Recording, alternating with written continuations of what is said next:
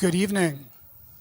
Happy Thursday evening to you, and welcome to the Longmont Museum. My name is Justin Veach. I'm the manager of the museum's Stewart Auditorium, and I curate public programs. Thanks for coming out tonight and risking a potential oncoming snowstorm. I think it's supposed to snow quite a bit this evening. Before we get going, I want to thank all the folks who make our programming possible: the Scientific and Cultural Facilities District, the Stewart Family Foundation, the Friends of the Longmont Museum, our many donors, and of course our museum members. Do we have any members with us this evening? Yes, we do. Excellent. Thank you, members. We simply can't do all that we do without you. I also want to thank our media sponsors, the mighty KGNU Community Radio out of dear old Boulder, KUNC, and the Colorado Sound. Tonight's program is being offered as part of our Thursday Nights at the Museum series. Every Thursday evening we offer a film, a lecture, a performance, a concert, you name it. It's sort of a potpourri of cultural delight. That's what I like to think of it as. And we also have exhibitions. I don't know if you noticed this, but we have this little exhibition up right now. It's a Picasso exhibition. You may have heard of him. And of course, you would think that we had lots of Picasso exhibitions in Longmont, but this is actually the first one. It's true. So you're seeing the first Picasso exhibition ever in the great city of Longmont, Colorado. And it's up into early May, so you have some time to check it out, but you'll have to fight the hordes. And you can also become a member and get in for free and all that. Anyway. And as such, a lot of our programming this winter and spring is related to Picasso. And this evening is no different.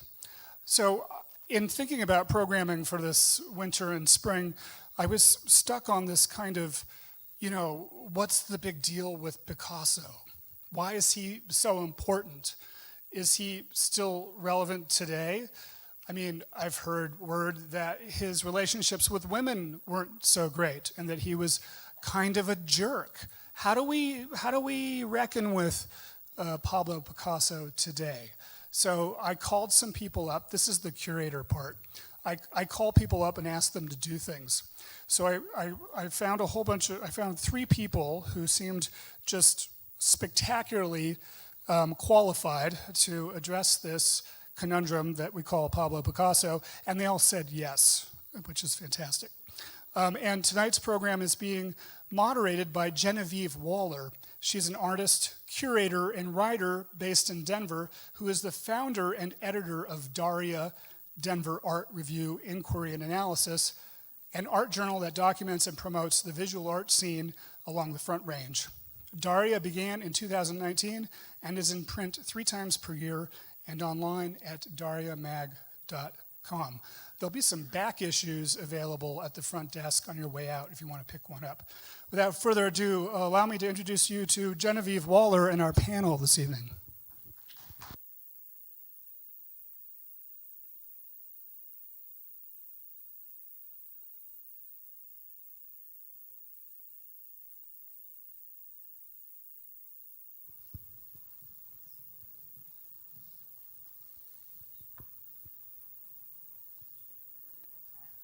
Welcome everybody, and yes, I'm Genevieve Waller, and I'm going to introduce our panelists.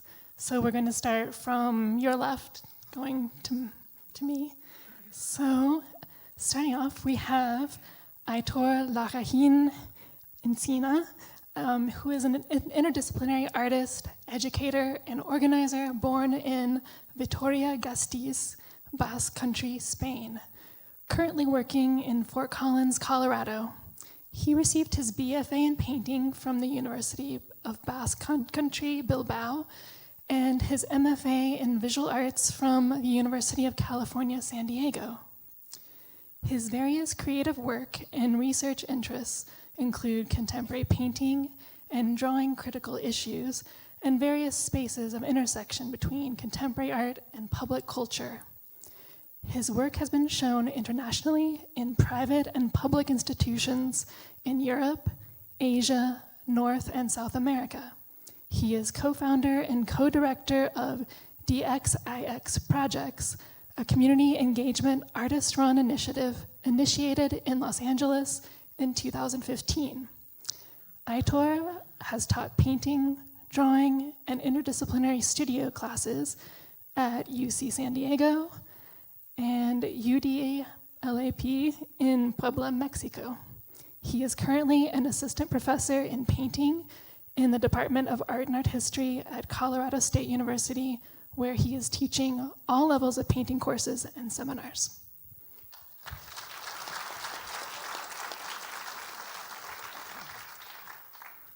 Next we have Dr. Eleanor Moseman. She specializes in the history of modern European art. She completed her MA and PhD in the history of art at Bryn Mawr College, and she joined the faculty at CSU in Fort Collins in 2006.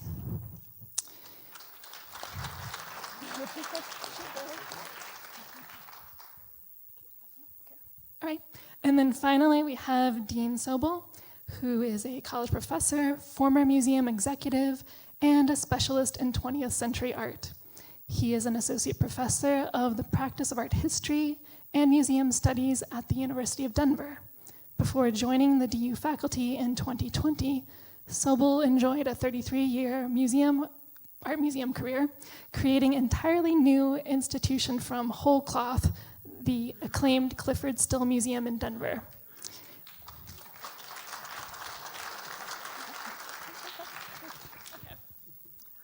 All right, so we are going to start out talking a little bit about the history of Picasso within modernist art and some context, and Dr. Moseman has agreed to start off our talk this evening.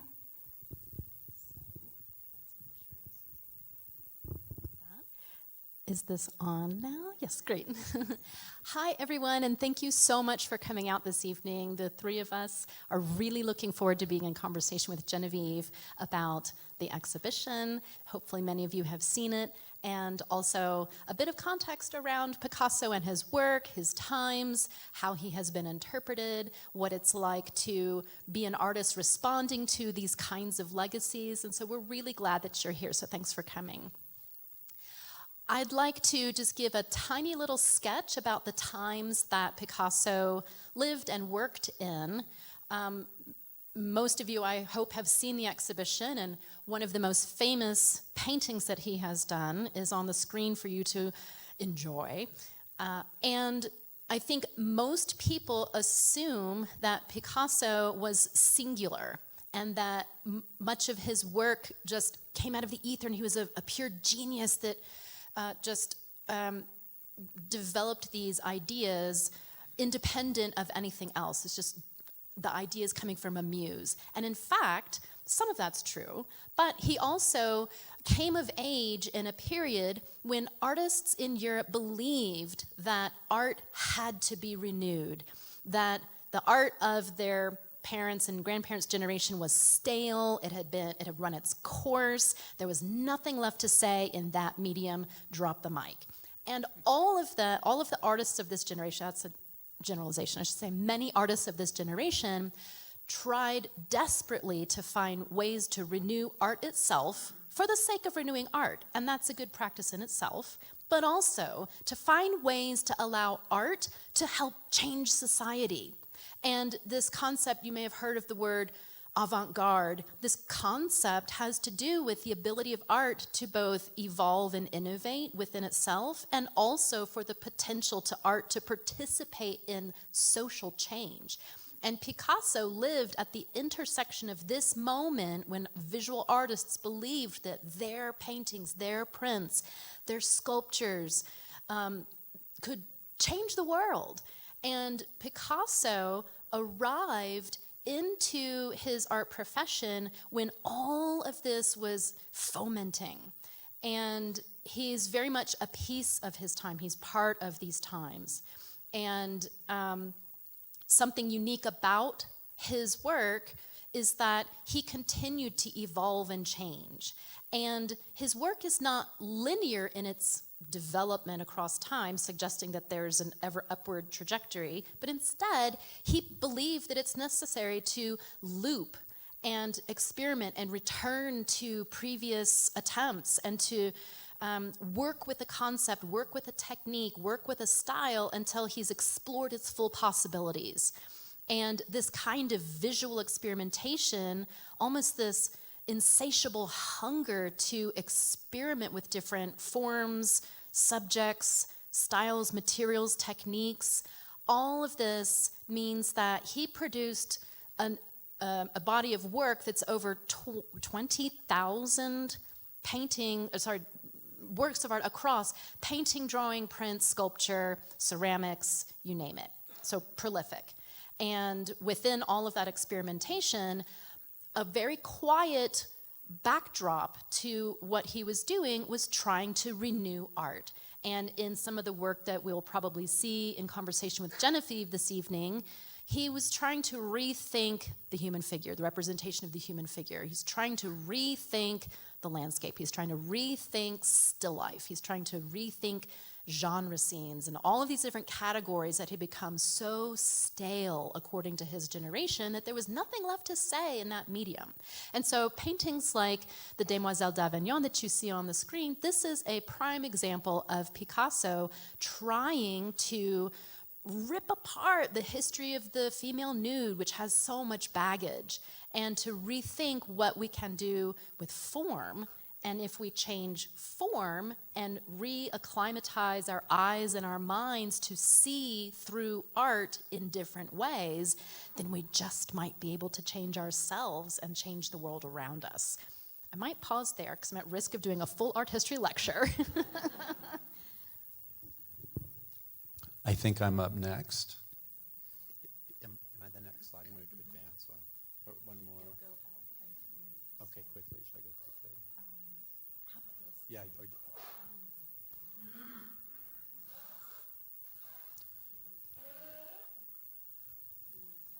Yeah, exactly. Thank you. Sorry. Technical matters. I saw the exhibition on Sunday for the first time, and it was really a exciting moment. I think it's an exhibition that is important for enthusiasts or specialists, if that's what we are, and some of you probably, but also for the layperson, the way it, I think, deals with areas of exhibitions that aren't often covered, the making, the process, the collaborative nature of printmaking, examples of the plates and the crayons and acids and washes and baths and everything. So I really am excited for this region that we have such an excellent show. I was also really glad to be called or emailed, I suppose, to be part of this panel, because it isn't, we don't talk about Picasso very much anymore. And this particular angle that I suppose we're giving to it is something that I do cover in some of my teaching. And so in some respects, it's really close to me, both from a practitioner, but also trying to understand the conditions of the museum world and the visual world that we live in. And so as my first slide suggests, I think what we're really getting to the matter of is the role of biography. How much of the artist's lived experience is necessary, is important, is a distraction to our somewhat probably more desirable way of looking at works of art purely for their aesthetic or art historical or cultural value. And so that's something that I think is going to be the basis of what we're covering tonight. As you probably know, and I actually left the museum field proper at around 2000, in my experience, and when I was at the Clyfford Still Museum, through the diaries and letters, we knew there were some problematic things about Still. Nothing that I wouldn't share with the broader public.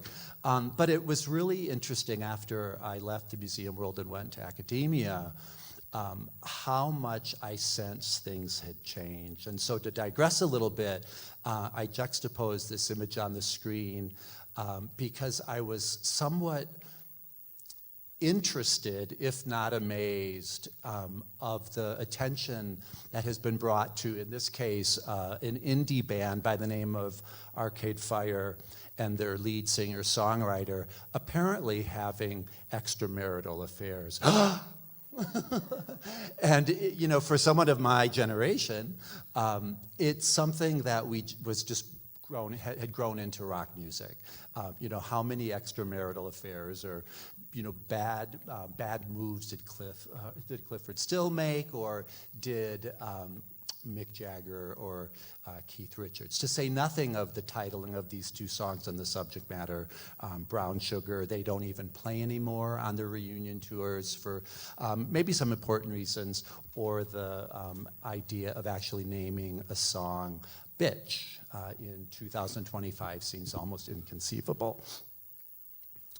But you don't have to look far in modern and contemporary art to find these same kinds of questions coming up. Paul Gauguin and his relationship with young women, statutory rape, I think, would be the more legal term for it. Young Tahitian girls, and probably in every one of his stops, some ports of call along the way. Picasso, Ellie and I were talking that I personally don't read the biographies, and not because I don't love a good, a good juicy biography, but I'm no expert on Picasso's love life. I don't think either of us could. You could maybe, put all the lovers in order, and yeah, we had to brush up on that before tonight. But more recently, a painter, a rather safe painter, a kind of photorealist, new realist painter like Chuck Close, misbehaved with one of his studio assistants, and then even Kehinde Wiley, the artist who was commissioned to create the official portrait for President Barack Obama, has had similar accusations from former lovers and boyfriends and other things. So it's been fascinating, and these are all artists that most museums, even to this day, would clamor to have these kinds of objects in their collection, I think. And this, in my area of mid-20th century art too, it's been oftentimes just assumed as part of the movement of abstract expressionism, and this idea of a kind of subjectivity. Harold Rosenberg wrote extensively and was a particular champion of this notion of the works of art being a record of the artist's own physical movement and body, and therefore they're sort of an analog to the artist themselves. And so when the work has been brought together with the artist so closely, it's really difficult and problematic to try to tear those two things apart. Oops, wrong device. Uh-oh, what's that? Let me try another one. To Ellie's point too, I bring this in, and I don't plan to be a apologist for Picasso, but it's interesting, and I know Ellie's specialty is really Eastern European avant-garde. Yeah, and the notion of how Picasso and Braque's Cubism became almost de rigueur in modern art throughout the First World War and after, whether it was in, and I can barely see these images, Futurism, Italian Futurism on the left, Malevich and Russian Constructivism and Suprematism slightly later, or Piet Mondrian's early non-objective images. That kind of language just became compulsory in terms of how artists felt they needed to work, and I think that's somewhat uncommon in the history of art, that people were actively and willingly adopting someone else's manner.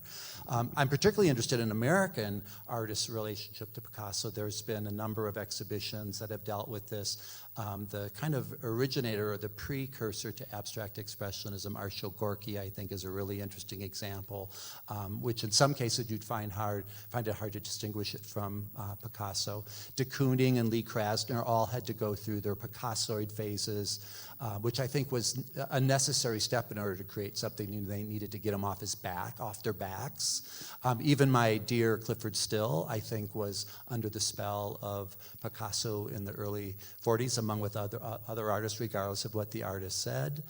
And then particularly Jackson Pollock. If you look at the work of Jackson Pollock in the early 1940s, 42, 43, I think Picassoid is sort of the term that we tend to assign to these images the most. You can see it there, you can feel it there, but you can also sense this original mind coming out of that.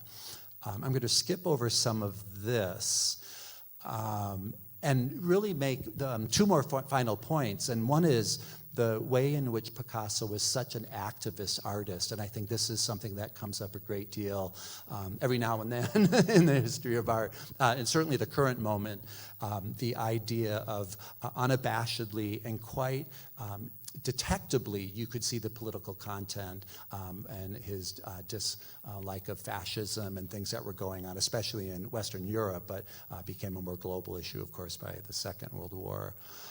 And then my final point I want to make is this idea of how over-reliance on biography can actually be exclusionary. I think as teachers, I oftentimes have to stop myself to rely too heavily on biography because I think it's a way in which we can look at an artist too narrowly. And oftentimes that's assigned to only a small number of artists, and I think there's much work that needs to be done in our field on that.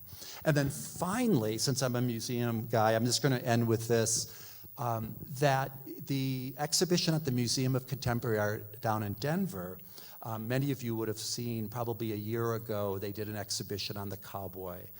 Something that had particular resonance here in Colorado and certainly Denver. And the idea of the cowboy and the stereotype of the cowboy being played out through issues of gender and race and sexuality. When this exhibition traveled to Fort Worth, Texas, to the esteemed Amon Carter Museum, the exhibition, after having no controversy in Denver, created a great deal of stir in Fort Worth, with the understanding, with the current political moment, that all of this is going to be rising up again. And I think the point I want to make, and we'll hand it over to my colleague, is that I think it's really up to museum professionals to decide this for their audiences, not vice versa, because we get onto very, very difficult ground if we're appealing to certain ideas or movements or ideologies. So with that, I'll hope to return to some of these conversations. Aitor. Okay, I think I'm gonna need that. Yeah, all right.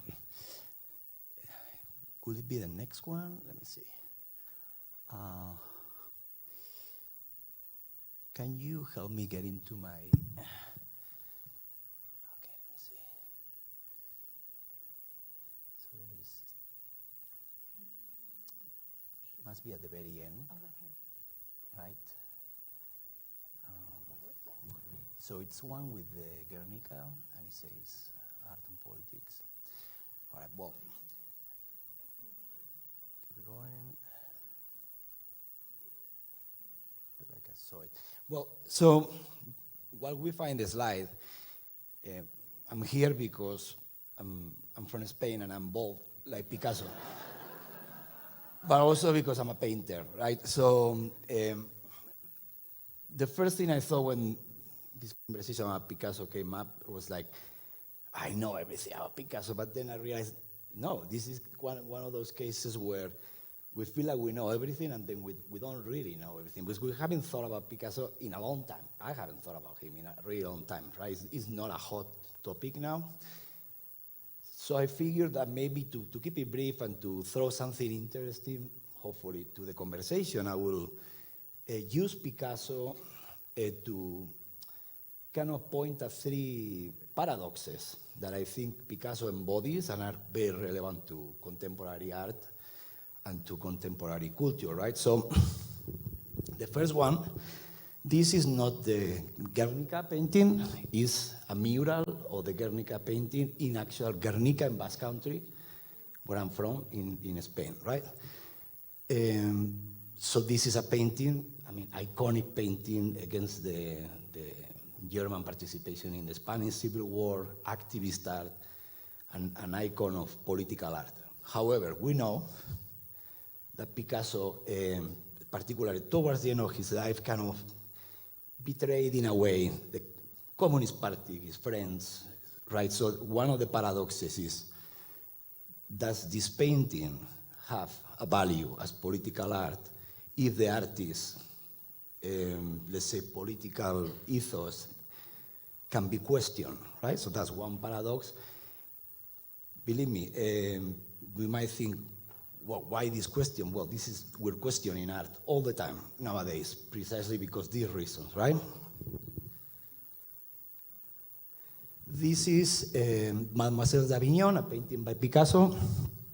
That was what they say, one of the initiators of, one of the key artworks in the modern art, in the Western art history or recent history.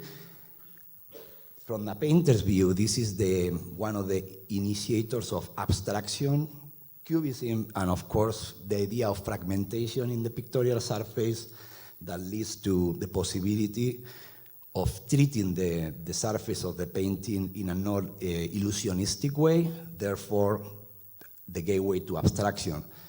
However, the same painting is inspired by, I believe, African masks in a moment of colonial effervescence where Europe was literally exploiting resources from many other places in the world and looking at this primitive art, they call it, as a lower level.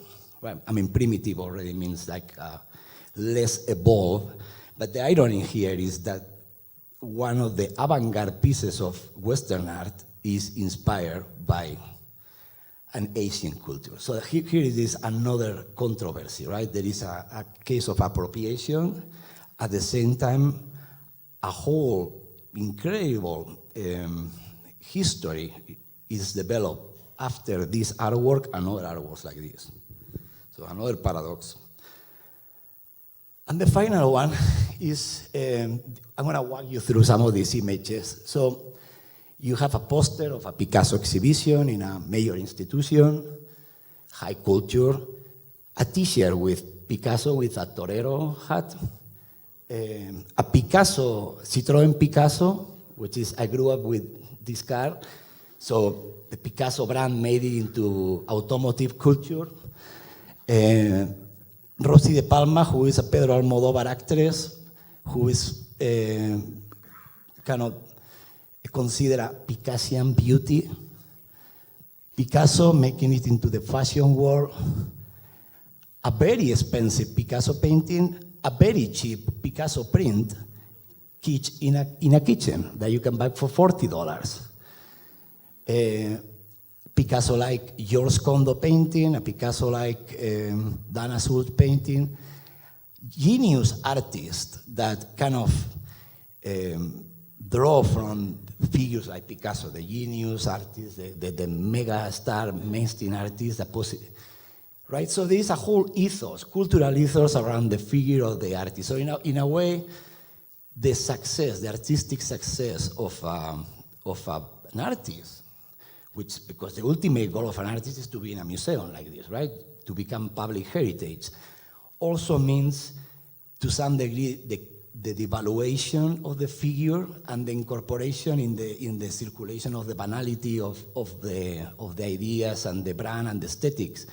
So this is another, let's say, paradox, right? The success of the artist, and we see with anybody who becomes successful enough, this is out of control of Picasso, by the way, he's been dead for a while, becomes all this cultural production, right?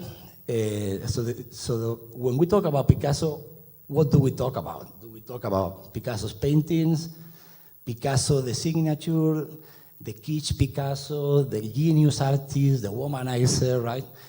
It's a whole, now Picasso is more than Picasso. It's cultural heritage, it's a cultural phenomenon. So I'll leave you with these three paradoxes that also are three questions, right?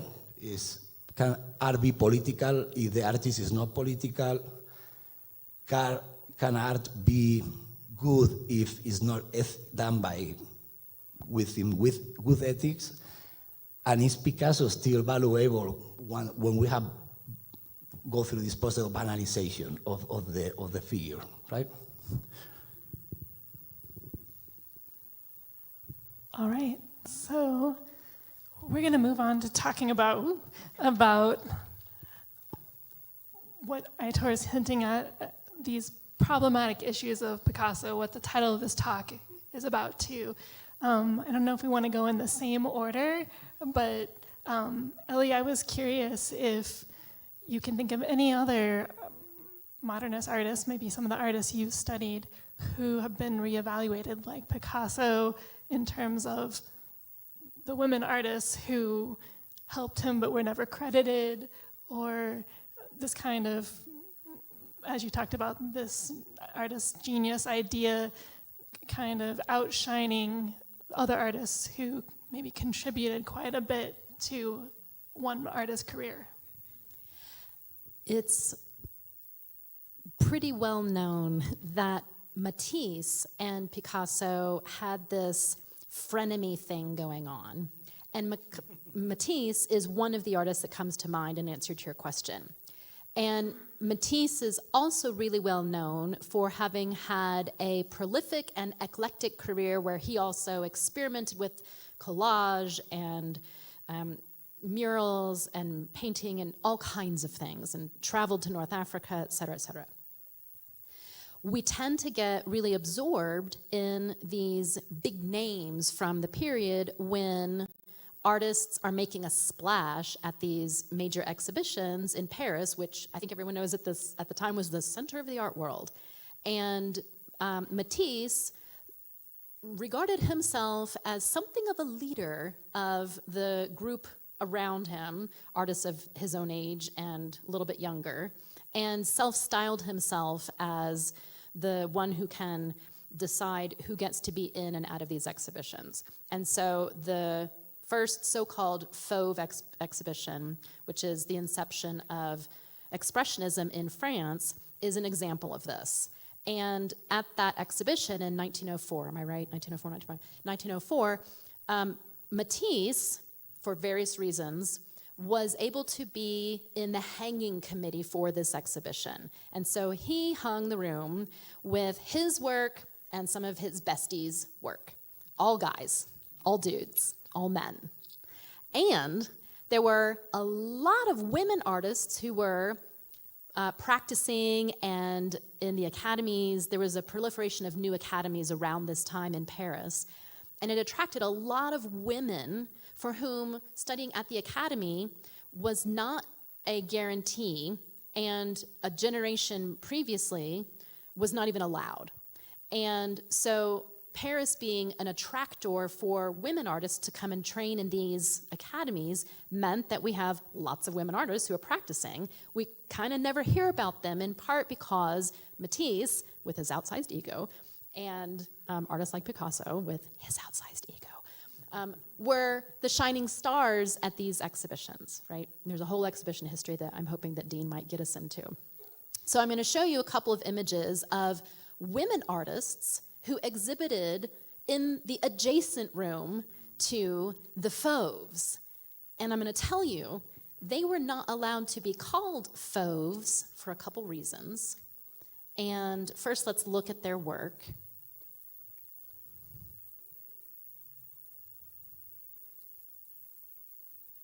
Oops, I went back to Aitor's image. There we go. Okay. So, for example, Sonia Delaunay-Turc and Marie Laurencin.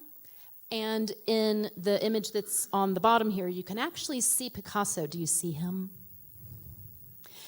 This is effectively a group portrait of friends. So we've got Picasso, his bestie at the time, Apollinaire, a poet and a mover and shaker in Paris at the time, and his girlfriend, and Picasso's girlfriend, and Marie Laurencin herself is in the picture. So she was Apollinaire's lover at the time.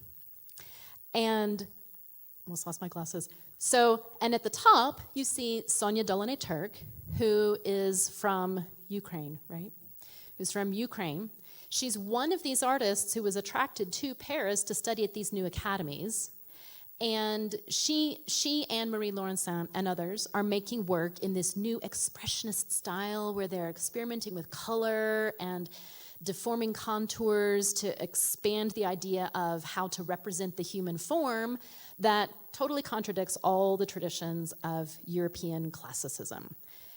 These women, the dates on these don't correspond to that particular exhibition. These are just examples of the work.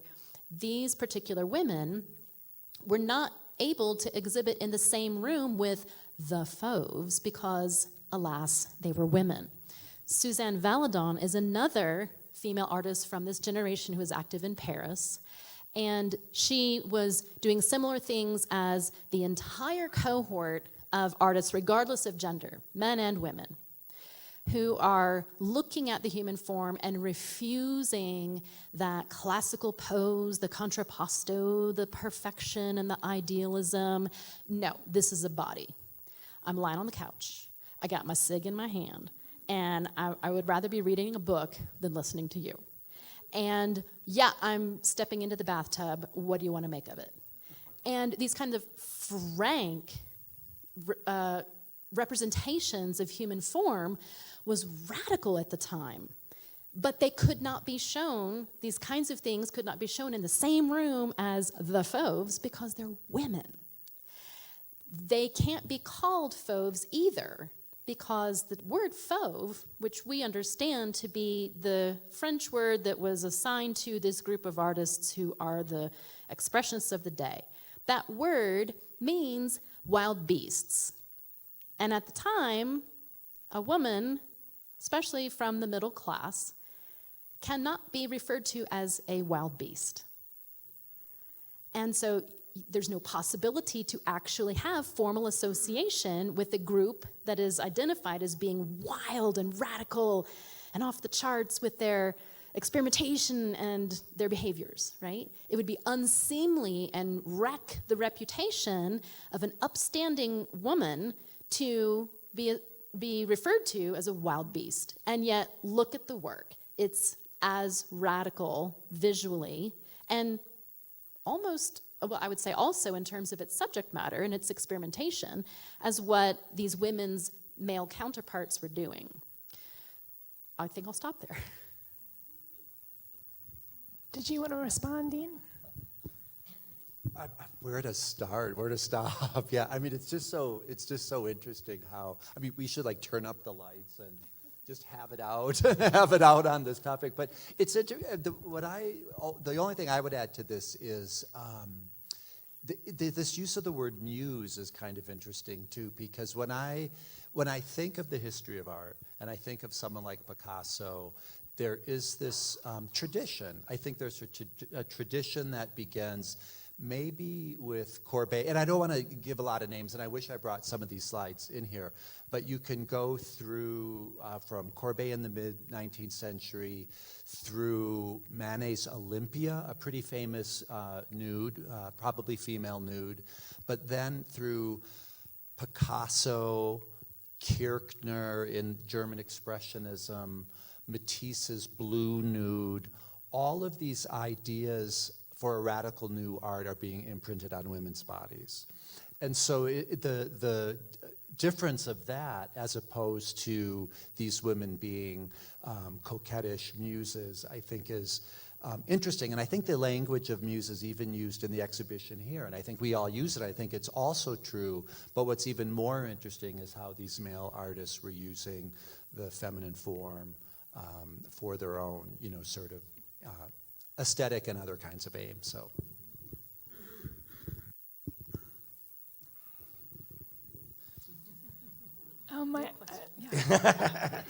Aitor, I know you said that you weren't even thinking about Picasso really before this panel, but I know you also said in some of our conversations that this beginning of modernist painting, you're part of that heritage, that legacy of artists who draw from that.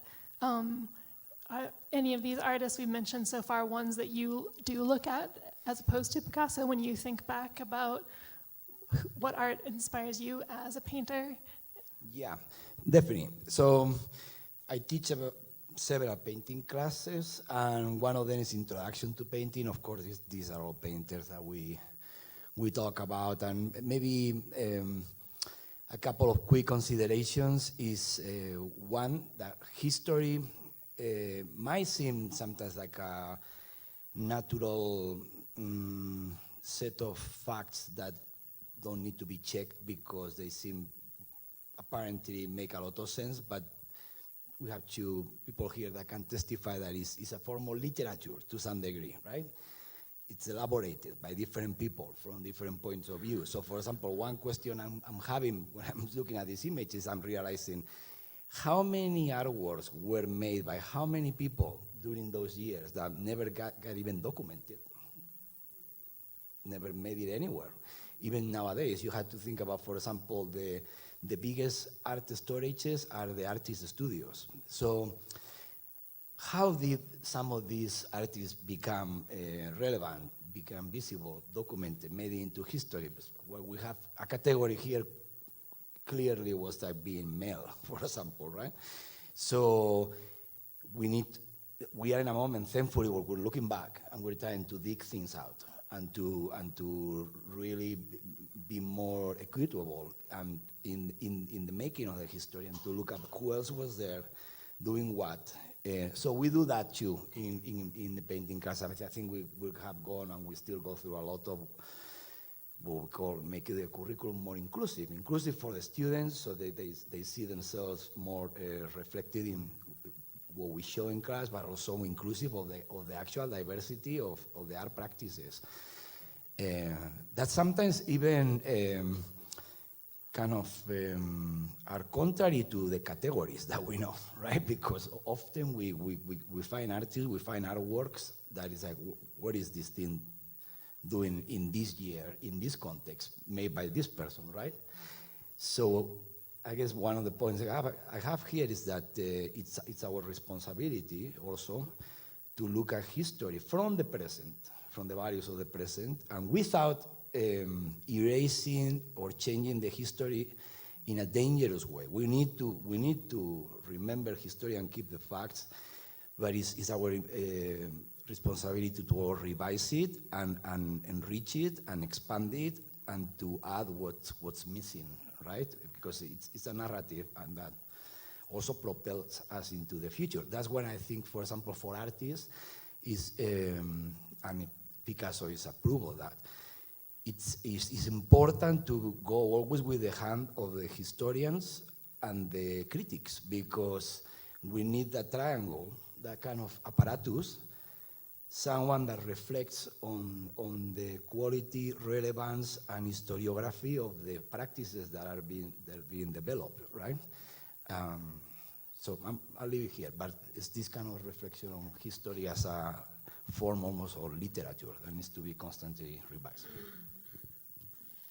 Is it okay if I pick up on that? So something that's really interesting about like who gets studied, who gets picked up, who do we end up seeing in our textbooks, who are the books written about, has some relation to the art market then and now.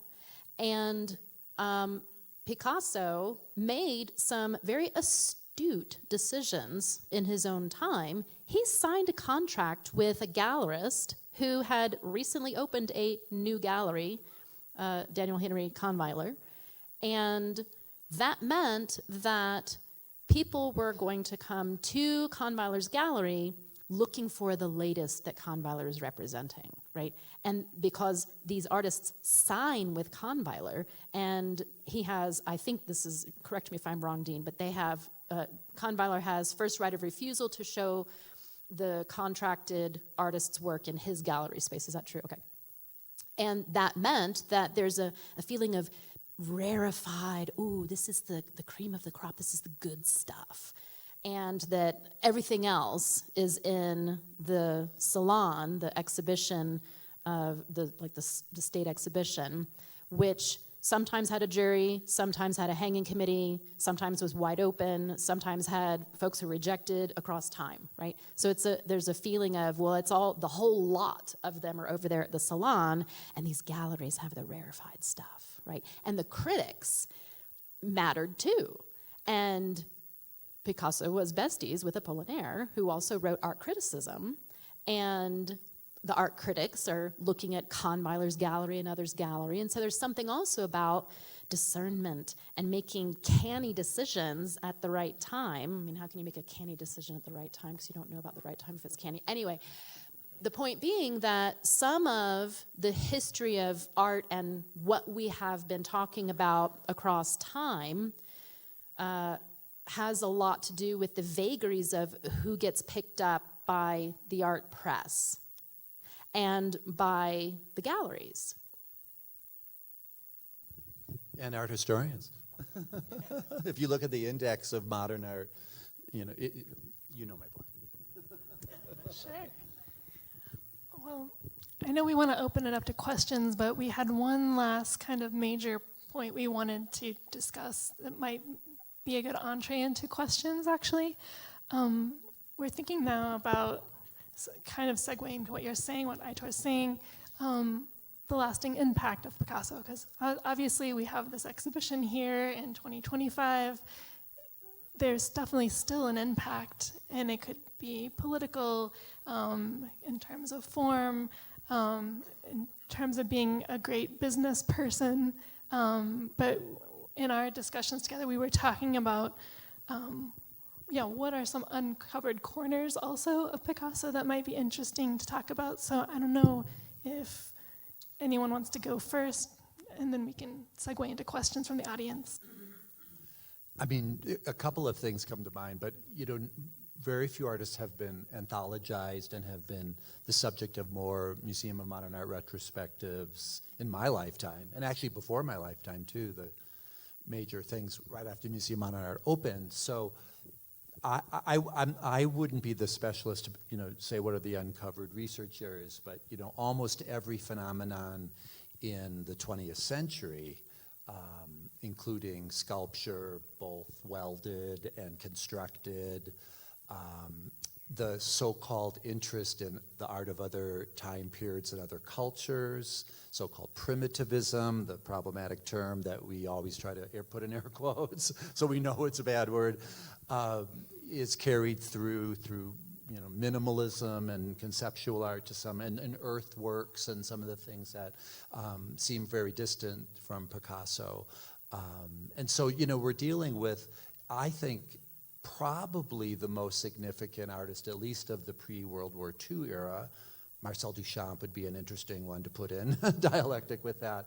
And then, you're asking someone like me, the abstract expressionist for the post-war period, which I think a lot of that's still getting played out. So yes, I think there's probably much to still say about Picasso, good, bad, and in between. Aitor's looking away, so I'll take the mic. I'm thinking because I have two thoughts about this. So there's probably countless uncovered corners of how we could approach and reapproach Picasso. Two things come to mind. And one of them is who else was looking at Picasso at that time? And I brought a little bit from some research that I've done on Eastern European modernism. And just to make the point, we have a whole host of responses to Cubism across Europe. We have it in England, we have it in Belgium, we have it in Germany, we have it in Russia, in Latvia, in Hungary. It's all over the place. This is an example. Japan and Thank you. South America. Right, and on and on and on, right? It becomes this global concept. And this is an example of Czech Cubism, where you see an example of painting, sculpture, and even architecture, where the artists who were practicing in the applied and the fine arts in Prague and Brno were looking to Paris to pick up on ideas of form, but they're applying it in completely different ways than what was happening in Paris, the center of the art world. And so in this particular context, we have artists who are using Cubist form, and even though the Don Quixote doesn't really look Cubist, that's what that is deemed as Cubist. They're looking to use form to examine something about the psyche, something about the spirit, so to speak, something about the inner life of these figures that are being depicted. And the art theory and the writing by the artists at the time reveals that they were looking at this new kind of form that they're observing in work coming out of Paris and finding this exciting because it's doing something that gets beneath the veneer, beneath the surface, and allows them to explore something that is real but not visible to the naked eye, as it were, right? And then you have designers who start to morph these forms into ceramics and furniture and architecture and civic work like bridges and those kinds of things. So that's one thing, is who else was looking at Picasso's work at that time. Another point that I think is really interesting is the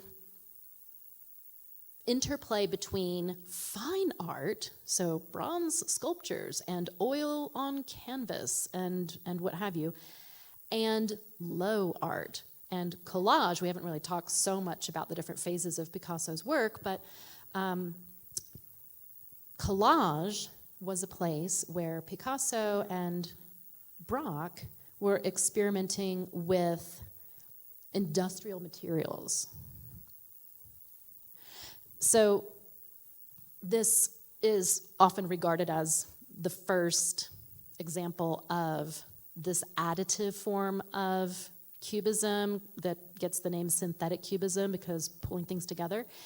And what Picasso has done here is taken actual rope to use as a surround on a canvas on which he has oil paint, and there's, I think, some drawing in charcoal on there too, and also a sampler from a catalog for materials that a chair maker would select from in ordering furniture for that would go to a cafe.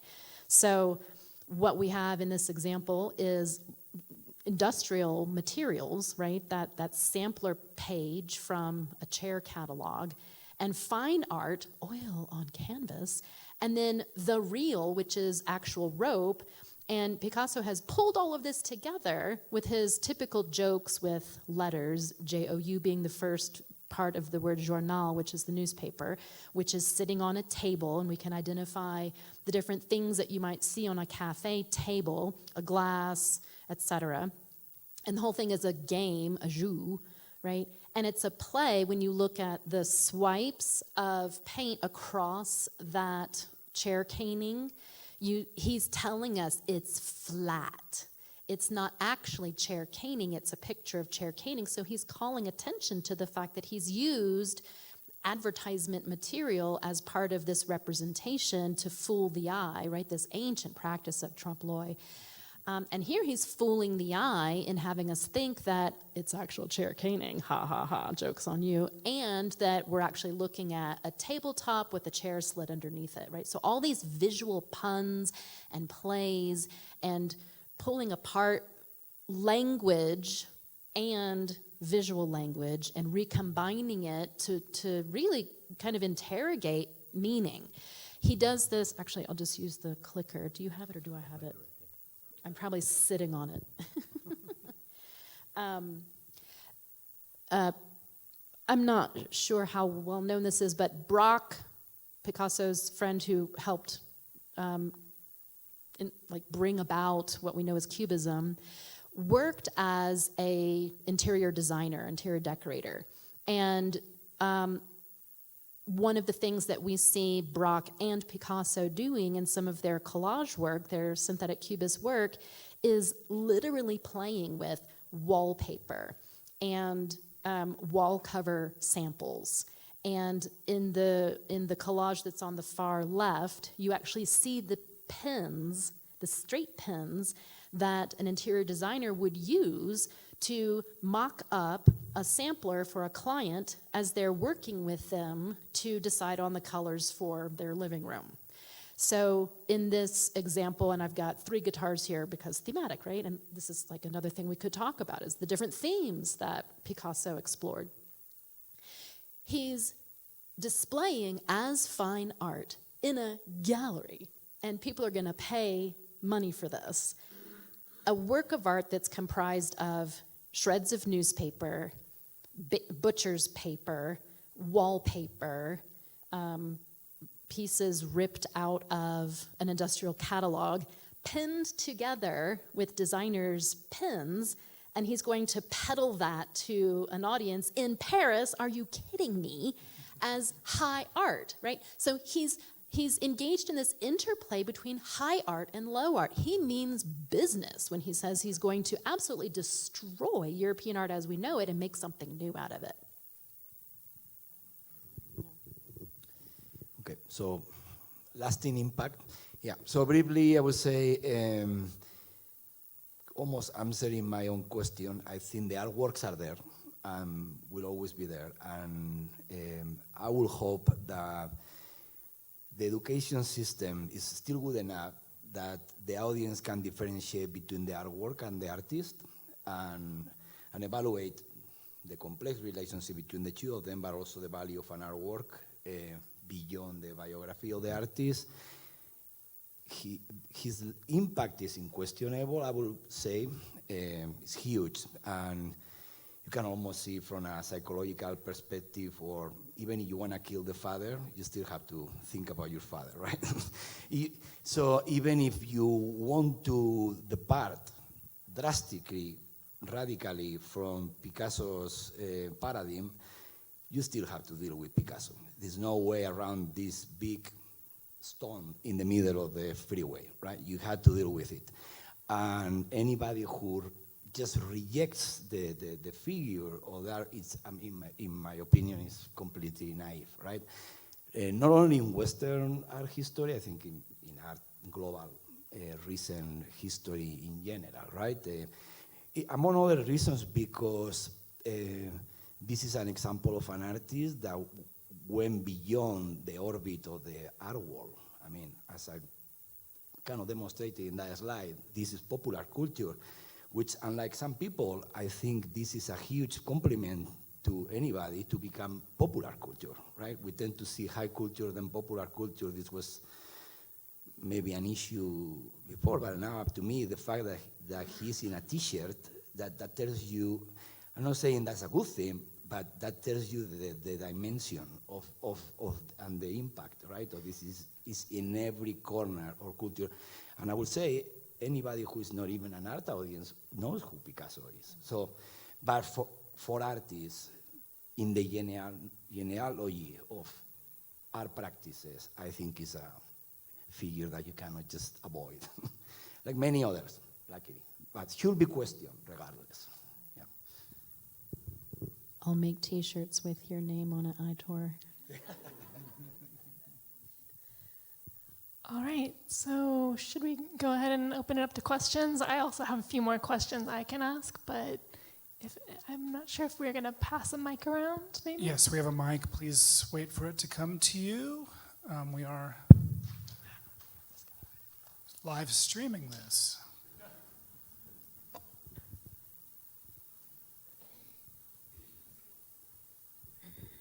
I just had to pick up on the stone in the middle of the freeway thing.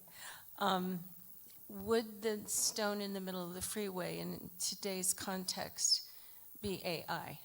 Is AI turning things upside down like Picasso and the Fauves did? I'm not an expert on AI, because I'm a humanist. My theory is that AI is very powerful, but it's not very interesting. So that's.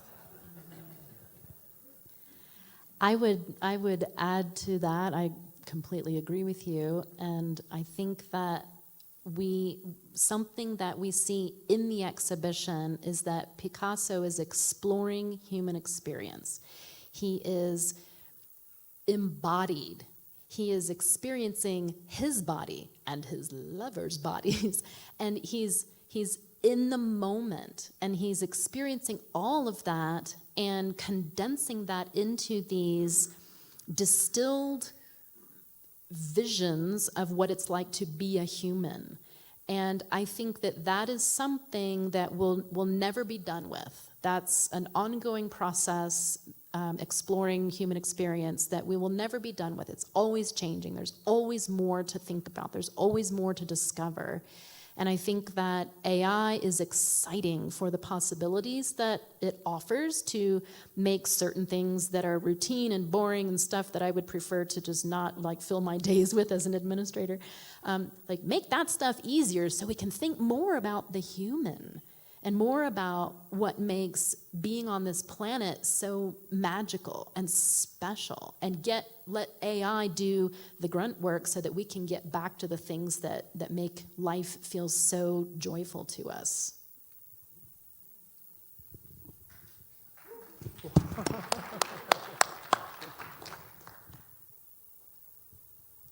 we have another question here.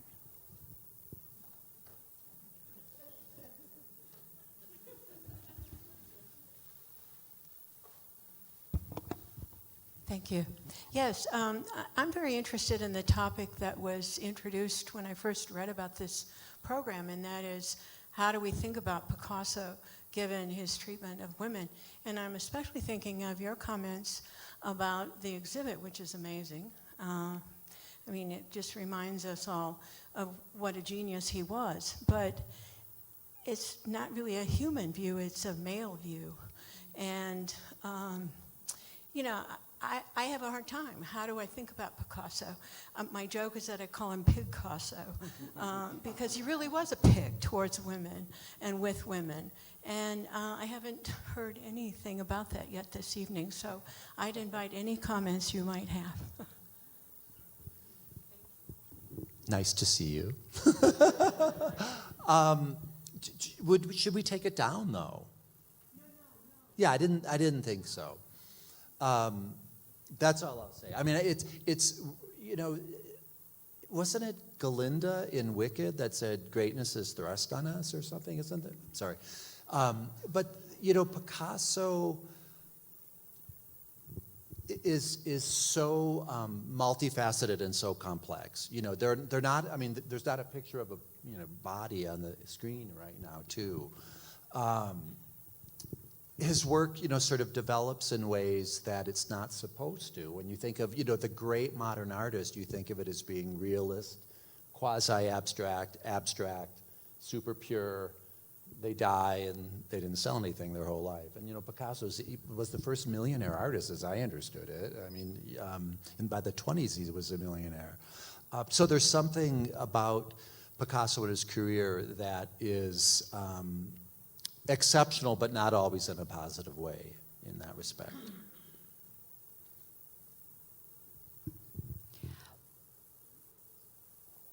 I don't want to evade your question, because I do think that there are some serious issues with the way that Picasso used women to his advantage.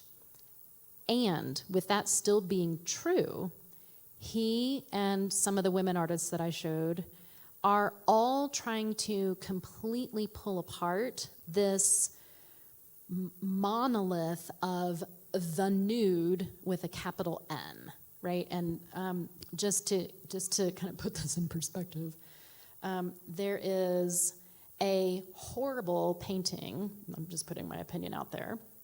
There's a horrible painting of a nude by Henri Le Façonnier, which was at the time regarded as a smash hit, and oh my gosh, did you see what Le Façonnier did? And this is revolutionizing art, and French art will never be the same. It's tremendous. This is revolutionary. This is the worst painting on the planet. And I'm talking about the one on the left, right? I actually love the Duchamp for other reasons. The artists of this generation, regardless of gender, were trying to undo this boulder in the highway of representation of the human form. Something we haven't talked about is the representation of the male form.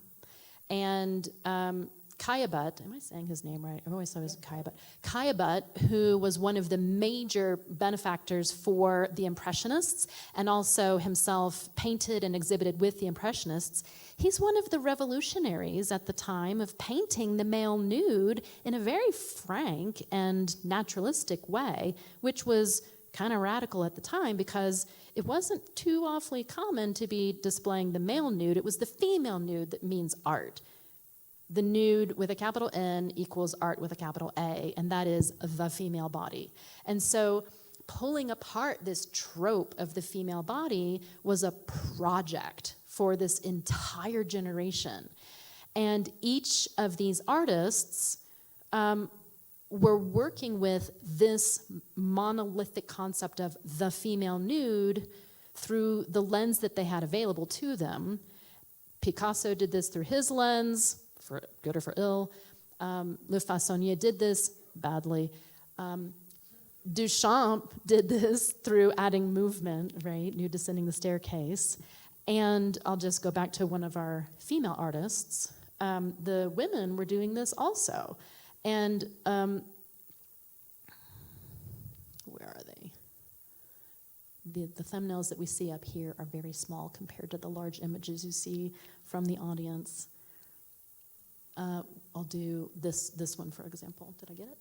This one. So the nude at the top, like just investigating these stale poses and rethinking them.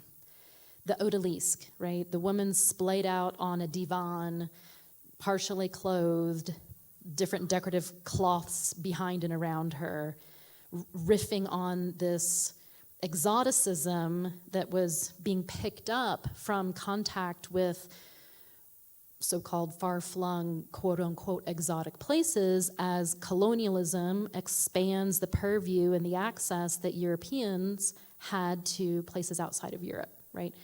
And so a combination of exploring these different forms, exploring these different styles, and really trying to pull apart the idea of the human form, and in particular the female nude, as female nude meaning art with a capital A.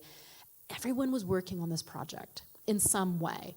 And just to go back to my refusal to excuse Picasso for his behaviors, at the same time that he irritates me as a feminist art historian myself, I have to give him space for experiencing his world through his eyes, his experience, in the same way that Sonia Delaney-Turk is experiencing her world through her eyes and her experience.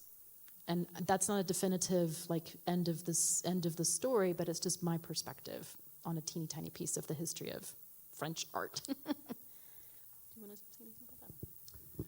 Yeah, I mean, certainly a great question. Imagine I teach classes and it's mostly female students in the art department, and we look at these artworks all the time, and I'm a male, right? A white male here, and one thing I noticed, for example, is when the contradictions are being presented with openness and with honesty, the average human who is intelligent enough and is treated like an intelligent person, it's able to embrace the contradiction and to analyze the aesthetic value of an artwork, at the same time acknowledging the problematic nature of the conditions of production of the artwork.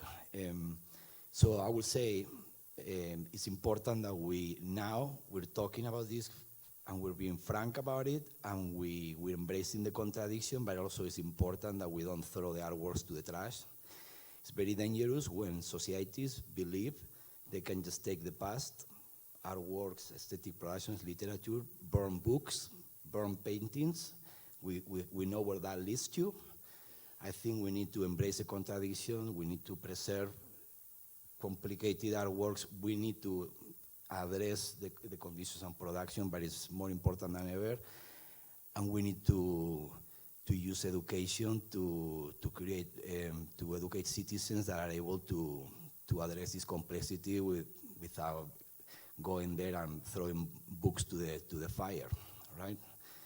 So as a teacher, I think that's actually my role, right? And these students teach me every day that, like, the fact of thicker skin than I think. They're very intelligent, that they're able to see when. But yeah, they're certainly very important questions. I feel like though we've let you down on this, and I'm trying to come back to what you originally said too, and I guess getting away from the nudes if we can, because obviously Picasso's, among the many progenitors of these kinds of images. But I guess for the audience, and maybe the women in the audience though, is it those images, clothed women, 3/4 length portraits, where women appear hysterical, some kind of hysteria, weeping, emotional, overly emotional, these kind of stereotypes. And I think of, in terms of even though Picasso was a millionaire, his impact on ideas about women didn't do nearly the same damage that cinema did. For example, if you go through people would go to the movie house 2-3 times a week and see certain images of women and certain stereotypes that are still hard to break down. And so I think to what Aitor is saying too is we show the paintings, of course, but we don't be shy about addressing these issues. I mean, these paintings are representative of a number of things, and they're also representative of some very, very unfortunate and difficult things, but those are exactly the things that we should be talking about along with shape, color, form, world wars, style, etc. Maybe. Just briefly, for example, are we concerned that looking at any of these paintings will create misogynistic new generations? That's a fair concern. That's why these conversations are important, right? We don't want to do that, clearly. They're certainly done from a misogynistic point of view and perspective. But I think we have to believe that we have the tools to look at them without the risk of, to give you a very bad example, not everybody who reads the Mein Kampf will be a Nazi, right? With the right education. But we have also, we are in a moment we live in a crisis also of education, right? And through humanistic values. So we can't just have an art show without all the apparatus that goes around. It is the critical apparatus that you're addressing to. I think it's very important. I think we have another question. Yes. First, I want to say thank you for sharing all that wealth of information with us. And I want to take us to a different topic related to Picasso, and want to go back to Guernica, perhaps. And I am thinking about the spirit of that painting and the ramifications of the message that it was conveying at the time. And I wonder if there is a similar work that is now available for us to see that would convey a similar message of the spirit of Guernica. It's interesting you bring up the point, and you probably know Guernica was in a World's Fair. The fact that it was highly publicized, it was moved to New York City where generations of American and tourists saw it. And you mean from a sort of political standpoint? I think if you start to look at even outside of Western Europe or the United States, you'll find all sorts of. There was a very important exhibition in Munich, the Haus der Kunst, called Post-War, 1945, 1965, the immediate post-war period where the United States and Western Europe were really not represented much at all. And the responses to the war, fascism, Reconstruction, through the eyes of South Asian, Japanese, Hiroshima. It's a very big world in terms of the visual images that I think approach the rigor and impact of Picasso's Guernica, in my view. Any thoughts on that? I would just add that I have the sense, just from the research that I've done, scraping the surface with Picasso to teach my students, that Picasso saw himself as highly political. And, you know, when he was a very young man, he co-launched and authored an anarchist journal that was based in Barcelona. And then later on in his life, he became a card-carrying member of the French Communist Party in 1944, which was dangerous because 1944 is not yet the end of the war. And he, even though he was derided and kind of, you know, pushed to the side as, oh, he's a soft communist or something like that by more strident friends of his, like André Breton, who is one of the founders of Surrealism, who became a Trotskyite, which is an even more extreme form of communism in that era, right? Long, deep history. Picasso saw himself as radical, and the work that he did here in Guernica was a breakthrough for him because he was stalled out. He had gotten kind of stagnated, and this atrocity of a fascist regime inviting other fascist regimes to practice target practice on a separatist town in Basque country was enough to push him with his politics in hand back into his painting practice and this monumental painting. And he was having a love affair with Dora Maar, a surrealist photographer at the time, who's a very important part of the kind of development of this concept as he was working it out. And it was the documentarian for his process. And just to kind of bring it back to kind of the women in his life, right? But so I feel like he thought he was being as political as he ever had been in this moment when he made this monumental painting. I don't know that I can speak to what is in our time radical. I think it's probably the persistence of artists and the extraordinary variety of art that we see now, where people are working through such an incredible variety of issues relating to self, society, world, globalization, exploitation, the impacts that are continuing from colonialism, misogyny, everything. It's all there. And I think if you take the entire scene in contemporary art right now as almost like a tapestry, the aggregate effect is a radical commentary on contemporary life. So I don't know that one example would necessarily do the trick, but I think taken as a whole, I think we're seeing that artists just might be the voice of change if we give them space to speak. Something I was thinking is radical now. It means something different because in this time, for example, this piece was made for the Spanish pavilion, the Spanish Democratic Republic, right? They kicked out the king. They had this kind of very progressive new society in the making that never got to be realized. That got kind of stopped by the Civil War. But what, at least in Europe back then, the idea still of societies moving into a progress, into getting prepared into a better future.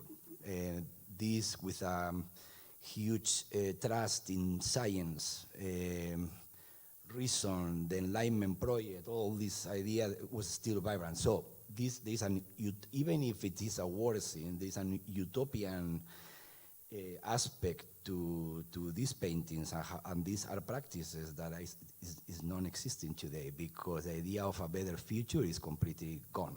I mean,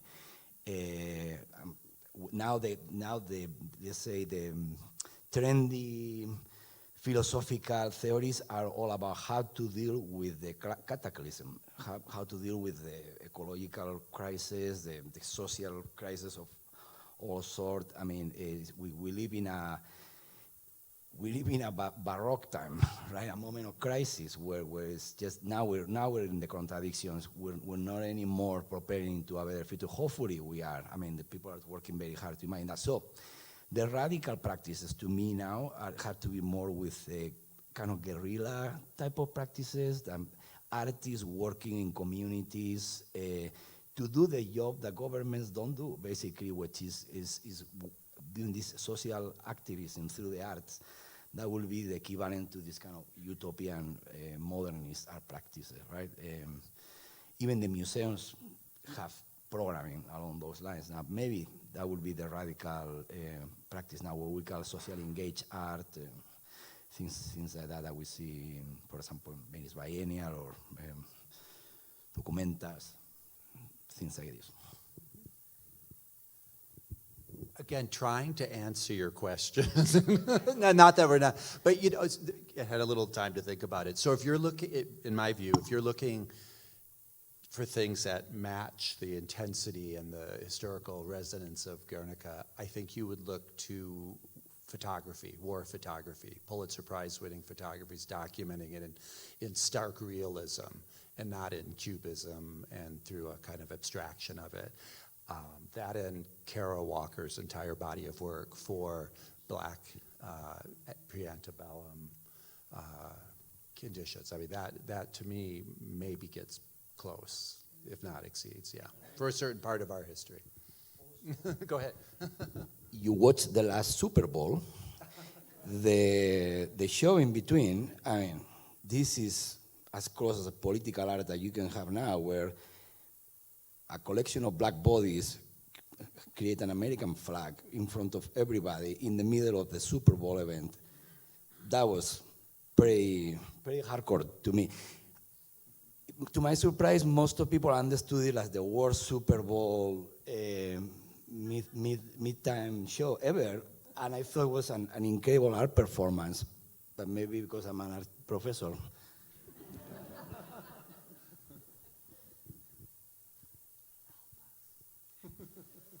I'm afraid that's all the time we have. I want to thank our panelists, Aitor Lajarin-Encina, Dr. Eleanor Moseman, Dean Sobel, and our moderator, Genevieve Waller. Thank you all for coming, and if you haven't seen the Picasso show yet, check it out. Drive safe.